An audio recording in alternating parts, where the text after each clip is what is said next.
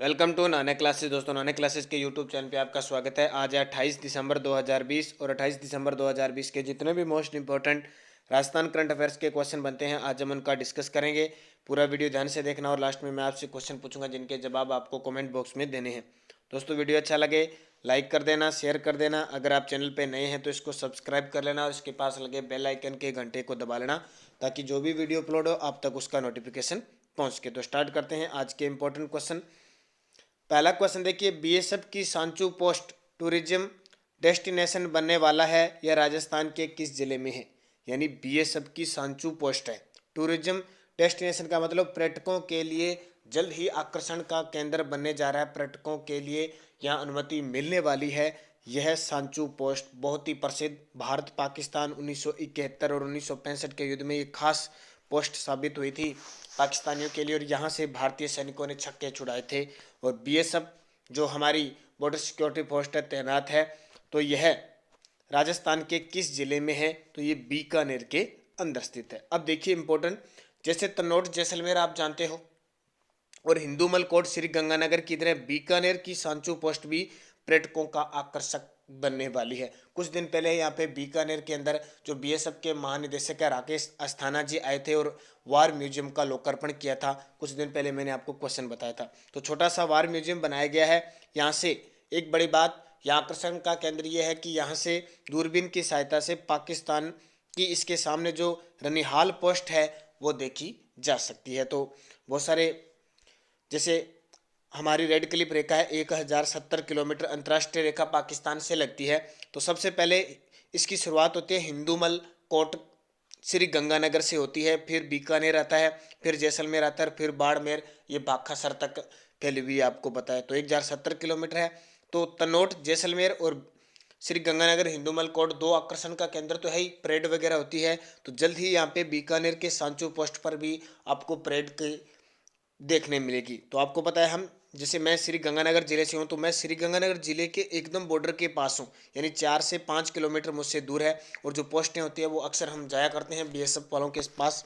और वो पोस्टें से दूसरी पाकिस्तान की हमें एकदम सामने से, हम जब पोस्ट पे जाते हैं अपने, तो वहाँ पोस्ट पाकिस्तान की पोस्ट भी वहाँ दिखाई देती है।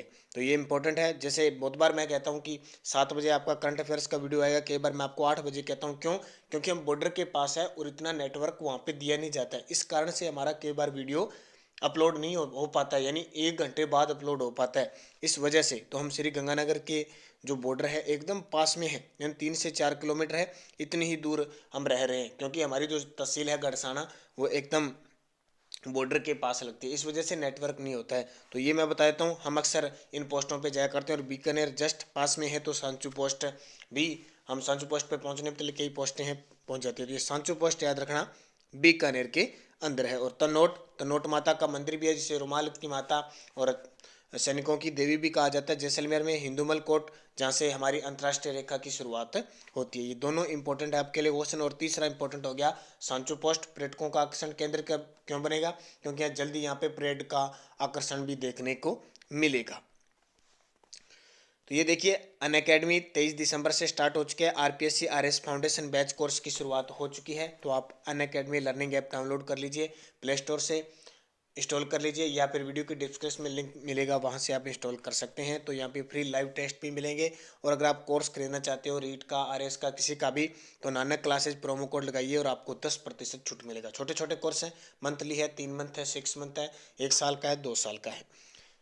दूसरा क्वेश्चन देखिए, राजस्थान के अतिरिक्त मुख्य सचिव जिन्हें outstanding contribution to national development के लिए राष्ट्रीय स्तर पर सम्मानित किया गया। राजस्थान के अतिरिक्त मुख्य सचिव जिन्हें outstanding contribution to the national development के लिए राष्ट्रीय स्तर पर सम्मानित किया गया, तो वह है डॉक्टर सुबोध अग्रवाल। तो डॉक्टर सुबोध अग्रवाल को राष्ट्रीय स्तर पर सम्मानित किया गया। क्यों किया गया? तो इन्होंने कोरोना वायरस के समय बहुत सारे प्रशासनिक क्षेत्र में बहुत अच्छे सुधारित कार्य किए हैं, इसलिए उन्हें सम्मानित किया गया। और डॉक्टर सुबोध जो अग्रवाल है, इस पुरस्कार से समूचे देश में भारतीय प्रशासनिक सेवा में सिविल सेवा के सम्मानित होने वाले अधिकारी, ध्यान, सिविल सेवा के अधिकारी। ऑप्शन देखिए, डीबी गुप्ता, तो हाल ही में इन्हें राजस्थान राज्य के मुख्य सूचना आयुक्त बनाया गया है। राजीव कुमार सिंह राजस्थान पंचायती राज विभाग के अतिरिक्त मुख्य सचिव है, जिन्हें हाल ही में राष्ट्रीय स्तर का पुरस्कार मिला है। इंदर सिंह 12 के पूर्व जिला कलेक्टर थे, जिन्हें भ्रष्टाचार के आरोप में जेल भेजा गया और डॉक्टर सुबोध अग्रवाल को यह सम्मानित किया गया है। तीसरा क्वेश्चन देखिए, राजस्थानी गीतों के रचयिता माधव दरक का निधन हो गया। इंपॉर्टेंट है, देखिए राजस्थान गीतों के रचयिता है, इसका मतलब इंपॉर्टेंट है, नाम क्या है, माधव दरक का निधन हो गया। उनका संबंध राजस्थान के किस जिले से था, तो उनका संबंध राजस्थान के राजसमंद जिले से था और राजसमंद की केलवाड़ा जो क्षेत्र है, केलवाड़ा से इनका संबंध आता है। अब देखिए इंपॉर्टेंट राजस्थान गीतों के रचयिता, तो किस प्रकार के गीत गाए हैं, एक तो ये राष्ट्रीय स्तर के भी कवि है, तो इन्होंने जैसे मायड़, आगे बता देता हूँ आपको, लिखा हुआ है उनके द्वारा मायड़ थारो पूत कठै, एकलिंग दीवान कठै, वो महाराणा प्रताप कठै तथा एडो महारो राजस्थान, राजस्थानी गीतों के रचयिता। सुना होना आपने, बहुत ही शानदार गीत है, मायड़ थारो वो पूत कठै, एकलिंग दीवान कठै, वो महाराणा प्रताप कठै। तो महाराणा प्रताप सिसोदिया वंश थे, ये भी आपको पता है। एकलिंग दीवान क्यों लिखा है, क्योंकि इनके जो कुल देवता थे वो एकलिंग जी थे और इन्हें दीवान मानकर ही जितने भी सिसोदिया गोहिल वंश के शासक हुआ करते थे वो राज करते थे, युद्धों में जाया करते थे। तो केलवाड़ा राजसमंद के राष्ट्रीय कवि और राजस्थानी गीतों के रचयिता माधव देव का हाल ही में क्या हो गया, निधन हो गया। तो राजसमंद बहुत प्रसिद्ध है, आपको पता है राजसमंद उदयपुर जो मेवाड़ क्षेत्र है वो इस वंश के लिए बहुत ज्यादा प्रसिद्ध है। नेक्स्ट क्वेश्चन देखिए, राजस्थान में एनडीए की एकमात्र लोकसभा समर्थित पार्टी जिसने संबंध तोड़ दिया है, एनडीए, एनडीए यानी भाजपा की पार्टी है, ये भाजपा यानी भारतीय जनता पार्टी के अंदर जितनी भी पार्टियां मिलती है उसका नाम है एनडीए। एक होती है यूपीए, यूपीए भी नाम सुना है, तो कांग्रेस के साथ जितनी भी समर्थित पार्टी है वो यूपीए के अंदर आ जाती है। अब एनडीए की एकमात्र लोकसभा समर्थित पार्टी राजस्थान में कौन सी है, आरएलपी, राष्ट्रीय लोकतांत्रिक पार्टी, जो हनुमान बेनीवाल की है और उन्होंने किसान आंदोलन के चलते इससे इस्तीफा दे दिया। इससे पहले हनुमान बेनीवाल ने संसद की 2-3 समितियां थी, उन समितियों से भी इस्तीफा दे दिया था। तो यहाँ पे देख सकते हो एनडीए से नाता तोड़ दिया हनुमान बेनीवाल की पार्टी ने। अब देखिए राजस्थान में लोकसभा सीटें कितनी है, 25, और 25 में से 24 सीटें तो भाजपा के पास ही है, लेकिन एक सीट है वो किसकी थी, इस आरएलपी पार्टी की थी और इसने इसका किसका समर्थन, तो ये किसके साथ जुड़ी हुई थी, भाजपा के साथ ही जुड़ी थी। अब इन्होंने इससे संबंध तोड़ दिया। इससे पहले कल मैंने क्वेश्चन बताया था, कांग्रेस से बीटीपी पार्टी ने, दो ही विधायक है बीटीपी के राजस्थान में, दोनों विधायकों ने यानी बीटीपी पार्टी ने कांग्रेस से क्या कर लिया, नाता तोड़ दिया। तो सीधी सी बात है कि भाजपा कांग्रेस की मिली भगती चलती है, कभी भाजपा कभी कांग्रेस, कभी जीतती है कभी हारती है, ये सिस्टम आप चल रहे हो, लगातार आप राजस्थान के अंदर देख रहे हो, कभी कांग्रेस, अब जैसे लोग कांग्रेस को भ्रष्ट बता रहे हैं और कुछ चीज़ें इस तरह की गतिविधियां हो जाती है, फिर भाजपा आ जाती है, फिर भाजपा अच्छी नहीं लगती है, फिर कांग्रेस आ जाती है, तो ये प्रक्रिया चलती रहती है। लेकिन ध्यान रखना, हमें मेहनत करनी है और हम अपने दम के ऊपर लगना है, हमें किसी पार्टी से कोई मतलब नहीं है, पार्टियां आएगी जाएगी, लोकतंत्र चलेगा, इस तरह ही चलता रहेगा, क्योंकि ये लोकतंत्र की कहानी होती है। तो हमें किसी भी चीज, किसी भी पार्टी से भ्रमित नहीं होना है, हमें अपनी मेहनत करनी है और मेहनत करके ही सफलता प्राप्त करें। तो आरएलपी पार्टी इसका सही उत्तर हो जाएगा। फिर देखिए, ईज ऑफ डूइंग रिफॉर्म को पूरी तरह लागू करने वाला राजस्थान कौन सा राज्य बना है, ईज ऑफ डूइंग रिफॉर्म को पूरी तरह से लागू करने वाला राजस्थान देश का छठा राज्य बना है। मुख्य तथ्य, ease of doing business reform को पूरी तरह लागू करने वाला राजस्थान देश का छठा राज्य बन गया। इससे पहले आंध्र प्रदेश है, कर्नाटक है, मध्य प्रदेश, तमिलनाडु और राजस्थान छठा राज्य बन गया है। और भारत का विश्व में ईज ऑफ बिजनेस रिफॉर्म्स में कौन सा स्थान है, तो 63वां स्थान है। भारत लगातार इसमें क्या कर रहा है, सुधार कर रहा है। अब देखिए बात आती है कि ईज ऑफ डूइंग रिफॉर्म का मतलब क्या हुआ, तो ध्यान रखना, ease of doing business, ease of doing business एक तरह का इंडेक्स है, एक सूचकांक जारी किया जाता है। इसमें कारोबार सुगमता के लिए कई पैमाने तय होते हैं, भी कारोबार जो किया जाता है वो उसमें कितनी सरलता है।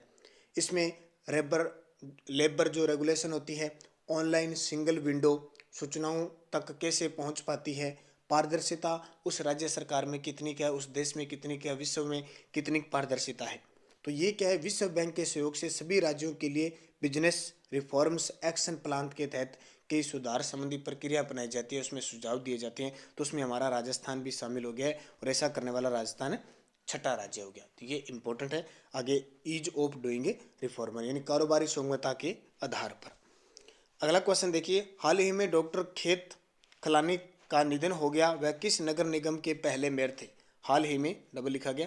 डॉक्टर खेत खलानी का निधन हो गया, वह राजस्थान के किस नगर निगम के पहले मेयर थे? मेयर के दो या महापौर थे। 100 वर्ष की आयु में उनका निधन हो गया, पूरे 100 साल के थे और उनकी मृत्यु होगी। डॉक्टर खेत खलानी, तो वह जोधपुर नगर निगम के पहले महापौर यानी मेयर थे, ध्यान रखना। तो हमारे देश में हमारे राजस्थान में 10 नगर निगम है, ये आपको पता है। जयपुर में 2, जोधपुर में 2 और कोटा में 2 बन चुके हैं, तो टोटल 10 हो गए। तो जोधपुर के सबसे पहले मेयर 1994 में बने थे डॉक्टर खेत खलानी, इनका हाल ही में निधन हो गया। तो ये आपके लिए इम्पोर्टेंट। अब आप मुझे कमेंट करके बताओगे जोधपुर संभाग में कितने जिले आते हैं और कौन कौन से आते हैं, वो मुझे कमेंट करके बताओगे। जोधपुर संभाग में कितने जिले आते हैं और वो कौन कौन से, कमेंट करके सारे विद्यार्थी मुझे जवाब दोगे। 58वां महाराणा कुंभा संगीत समारोह का वर्चुअल आयोजन किस जिले में हुआ? 58वां महाराणा कुंभा संगीत समारोह का वर्चुअल आयोजन किया गया, यानी एक स्थान से किया गया और पूरे क्षेत्र में उसको मेवाड़ क्षेत्र में प्रसारित किया गया। तो वो किया गया उदयपुर से। कहाँ से? किसका? महाराणा कुंभा का। तो इम्पोर्टेंट है, महाराणा कुंभा का वर्चुअल संगीत समारोह का आयोजन उदयपुर में किया गया, यहाँ से उसकी स्टार्टिंग की गई। अब बात आती है महाराणा कुंभा सिसोदिया वंश के शासक थे, बहुत ही महत्वपूर्ण शासक, भारतीय राजस्थान इतिहास का इन्हें युग पुरुष कहा जाता है, स्थापत्य कला का जनक कहा जाता है। बड़े बड़े दुर्गों का इन्होंने निर्माण करवाया था। कुंभा जो 1433 में गद्दी पर बैठते हैं और 1468 तक राज करते हैं। इनकी हत्या इनके पुत्र उद्दा ने कटारगढ़, जो कुंभलगढ़ दुर्ग के अंदर ऊपर जो कटारगढ़ बना था उस पर बैठे हुए की हत्या कर दी थी, इसलिए कुंभा जो उद्दा है उसको मेवाड़ का पितृहंता कहा जाता है। जब आपने नाम सुनते हो सारंगपुर का युद्ध 1437, जब आप विजय स्तंभ का नाम सुनते हो, जब आप चंपानेर की संधि सुनते हो, जब आप चित्तौड़गढ़ किले का निर्माण सुनते हो, तो ये सब घटना किसे संबंधित है? कुंभा से संबंधित है। तो इम्पोर्टेंट है, कुंभा के बारे में आप खूब जानकारियाँ पढ़ते हो। और ध्यान रखना, इसका आयोजन हुआ, इसमें मुंबई की शास्त्रीय गायिका अर्चिता भट्टाचार्य ने भजन, गजल और संगीत से सबको मनमोहित किया। नेक्स्ट क्वेश्चन देखिए, भारत के सबसे बड़े हॉकी स्टेडियम की स्थापना किस राज्य में की जाएगी? भारत के सबसे बड़े हॉकी स्टेडियम की स्थापना किस राज्य में की जाएगी? तो ये जाहिर सी बात है, हॉकी वर्ल्ड कप कहाँ? तो उड़ीसा, बस इतना याद रख लेना।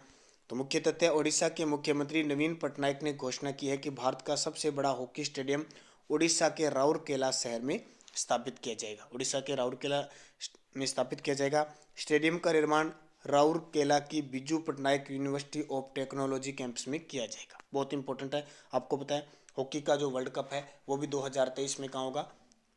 उड़ीसा के अंदर होगा। 2018 में भी कहाँ भी हुआ था? उड़ीसा में। तो बहुत बड़ी बात है। तो हमारे भारत में सबसे बड़ा हॉकी स्टेडियम भी उड़ीसा में बनेगा, और किस शहर में? राउरकेला शहर में। अब राउरकेला शहर की बात आई है, तो राउरकेला किस लिए प्रसिद्ध है? यहाँ इस्पात संयंत्र स्थापित है, और दूसरा किस नदी के किनारे है? ब्राह्मणी नदी के किनारे स्थित है। तो ये इंपॉर्टेंट क्वेश्चन बन जाता है। अब पिछले वीडियो का क्वेश्चन क्या था? राष्ट्रीय उपभोक्ता अधिकार दिवस कब बनाया जाता है? तो ये क्वेश्चन था। तो राष्ट्रीय उपभोक्ता अधिकार दिवस कब बनाया जाता है? तो इसका सही जवाब था 24 दिसंबर को। 25 दिसंबर को एक तो क्रिसमस डे बनाया गया, एक सुशासन दिवस बनाया गया। 23 दिसंबर को किसान दिवस बनाया गया। 22 दिसंबर को कौन सा? गणतंत्र दिवस बनाया गया। और 16 दिसंबर को विजय दिवस बनाया गया। एक क्वेश्चन था, राजस्थान में किस बांध के सभी गेट खोलने पर एक बूंद भी जल शेष नहीं रहता? तो टोरडी सागर बांध है टोंक के अंदर, इस पे गेट खोलने पर एक बूंद भी पानी शेष नहीं बचता। अब वीडियो के लास्ट में मैं आपसे क्वेश्चन पूछता हूं, जिनके जवाब आपको कमेंट बॉक्स में देने हैं। राजस्थान का पहला मास्क बैंक किस जिले में स्थापित हुआ है? राजस्थान का पहला मास्क बैंक किस जिले में स्थापित हुआ है? जयपुर, जोधपुर, बीकानेर, भरतपुर। सही जवाब आपको कमेंट बॉक्स में देना है। और एक क्वेश्चन, राजस्थान में किस नदी को अर्जुन की गंगा कहा जाता है? राजस्थान की किस नदी को अर्जुन की गंगा कहा जाता है? बनास, बाणगंगा, माही, लूणी। सही जवाब आपको कमेंट बॉक्स में देना है। और कहाँ से उद्गम होती है और कहाँ जाके गिरती है, और इस पर कौन सी सभ्यता स्थित है, ये सारे कमेंट में आपको जवाब देने। अब यस्टरडे डोज क्या थी? भारत के किस खिलाड़ी ने सर्वप्रथम वनडे में दोहरा शतक लगाया था? तो ये आपको पता है, सचिन तेंदुलकर ने दोहरा शतक लगाया था। और किसके खिलाफ? दक्षिणी अफ्रीका के खिलाफ लगाया था। सबसे ज़्यादा जो दोहरे शतक लगाने का जो रिकॉर्ड है वो रोहित शर्मा के नाम है वनडे में। राजस्थान विधानसभा में सदस्य सीटें कितनी हैं? तो 200 विधानसभा सीटें, लोकसभा 10 है, राज्यसभा 10 है और लोकसभा 25 है। तो ये भी ध्यान रखना इंपॉर्टेंट है। और वर्तमान में 15वीं विधानसभा हमारे राजस्थान में चल रही है। प्रतापगढ़ जिले का वन्य जीव शुभंकर, तो सही जवाब था उड़न गिलहरी, क्योंकि यहाँ पे सीता माता अभयारण्य और उड़न गिलहरी पाई जाती है, तो उड़न गिलहरी हो गया। राजस्थान का नाका अजमेर को कहा जाता है, किसको? अजमेर को कहा जाता है। राजस्थान का शास्त्रीय नृत्य कौन सा है? कथक, यानी उत्तरी भारत का ही कथक है। हमारे राजस्थान का भी कौन सा है? कथक। ये क्वेश्चन बहुत इंपॉर्टेंट है, ध्यान रखना। अब वापस नेक्स्ट डोज आपके लिए आज पॉलिटिकल से संबंधित 5 क्वेश्चन है, बहुत इंपॉर्टेंट क्वेश्चन है जो अक्सर एग्जाम में आते हैं। यूपीएससी संघ लोक सेवा आयोग है, उसमें कितने सदस्य होते हैं? यूपीएससी के साथ आप मुझे आरपीएससी का भी बताओगे, आरपीएससी और यूपीएससी में कुल कितने सदस्य होते हैं? दो इंपॉर्टेंट। दूसरा, निर्वाचन आयोग के सदस्यों का कार्यकाल कितना होता है? बहुत इंपॉर्टेंट है। निर्वाचन आयोग है उसका कार्यकाल कितना होता है, प्लस आपको बताना है वर्तमान मुख्य निर्वाचन आयुक्त कौन है। कितने क्वेश्चन हो गए देखो। फिर तीसरा देखो, दिल्ली को राष्ट्रीय राजधानी क्षेत्र किस संविधान संशोधन के तहत घोषित किया गया? दिल्ली को राष्ट्रीय राजधानी क्षेत्र घोषित किया गया किस संविधान संशोधन के तहत किया गया, ये बताना है। प्लस आपको बताना है दिल्ली विधानसभा में सीटें कितनी हैं, दिल्ली विधानसभा में सीटें कितनी हैं। चौथा, राष्ट्रीय मानवाधिकार आयोग के सदस्यों का कार्यकाल कितना होता है? बहुत इंपॉर्टेंट, राष्ट्रीय मानवाधिकार आयोग के सदस्यों का कार्यकाल, ये क्वेश्चन एग्जाम में आते हैं, आयोग में है, कितना होता है। प्लस आपको बताना है राष्ट्रीय मानवाधिकार आयोग के वर्तमान अध्यक्ष कौन है और हमारे राजस्थान के राज्य मानवाधिकार आयोग के अध्यक्ष कौन है, ये दोनों चीज़ें बतानी है। और पांचवा क्वेश्चन, राजस्थान में कौन सा वित्त आयोग चल रहा है, ये बेहद इंपॉर्टेंट है। राजस्थान में कौन सा वित्त आयोग चल रहा है और उनका नाम भी बताना है, उसकी जो अध्यक्ष हैं। तो ये आपके 5 क्वेश्चन बहुत इंपॉर्टेंट है, आप देख के बढ़िया तरीके से, जिसको पता नहीं है अपनी बुक में से सर्च करके और फिर मुझे कमेंट में लिखना कितना बढ़िया आपके याद होता है। एक्स्ट्रा चीज़ भी लिखने की कोशिश करना। और ये जनवरी से दिसंबर 2020 के पूरे साल का करंट अफेयर्स है, जिस विद्यार्थी ने दे देगा वीडियो के डिस्क्रिप्शन में लिंक है, देख लेना। नवंबर मंथ और टेलीग्राम नानक क्लासेस ज्वाइन करना, लिंक से डिस्क्रिप्शन से मिल जाएगा, नहीं तो नानक क्लासेस स्टडी अड्डा ग्रुप ज्वाइन करना, उसमें पीडीएफ इनकी प्राप्त होती है और भी स्टडी लेवल का जितना भी मैटर आपको प्राप्त हो जाता है। और एक बुक है, आपको बता दी, पूरे जनवरी से लेकर दिसंबर 2020 की, वीडियो के डिस्क्रिप्शन में लिंक है, वहाँ से आपको 50 रुपये देने होंगे और आपकी पीडीएफ 50 रुपये देने के बाद आप पीडीएफ डाउनलोड कर सकते हो। ध्यान रखना, जनवरी से दिसंबर 2020 की करंट अफेयर्स के है। इसके अलावा अगर आप इसके अलावा अलग लेना चाहते हो, जैसे जनवरी से लेकर दिसंबर तक 2019 की और जनवरी से दिसंबर 2020 की, तो अलग से फ्री लेना चाहते हो तो इस पर आप 8094496272 पर भी पे कर सकते हो। यहाँ पे आपको फ़ोनपे, गूगल पे, पेटीएम की इस सुविधा है और आप तुरंत व्हाट्सअप कीजिए, आपको प्राप्त हो जाएगी। ये थे मोस्ट इंपॉर्टेंट। धन्यवाद। वीडियो को लाइक जरूर कर देना, शेयर जरूर कर देना।